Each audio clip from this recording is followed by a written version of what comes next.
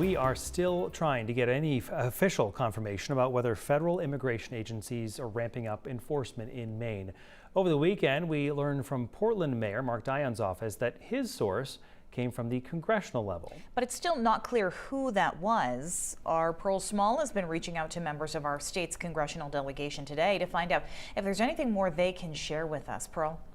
Hey, Amanda and Brian. So Senators Susan Collins and Angus King have said they have no new information, but are monitoring the situation.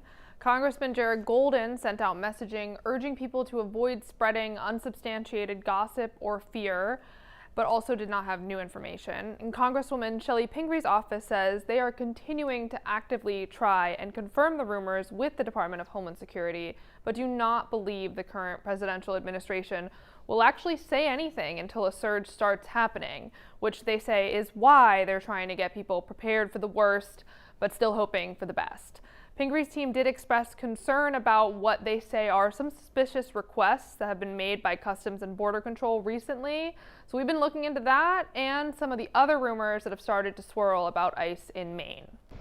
Rumors that Customs and Border Patrol in Maine is preparing for a surge of immigration enforcement in the state can be traced back to both an order for winter jackets and undercover license plates. A few days ago, public records show that an order for men's outerwear was placed for the Houghton, Maine sector of U.S. Border Patrol. However, it did not say how many pieces were ordered, and we're unable to figure out whether this is a normal winter gear order or a sign of increased staffing. CBP and the Department of Homeland Security have not responded to our inquiries. The information about CBP's other request for undercover license plates in Maine comes from the Secretary of State's office. These plates on government vehicles typically appear like regular civilian plates, unlike plates that are clearly marked as government-owned and operated. The request prompted Secretary of State Shenna Bellows, who's running for governor as a Democrat, to pause all new requests for plates of that nature. Until we can get some assurances that those plates are going to be used for lawful purposes and not what we've seen in other states where there have been some abuses of power.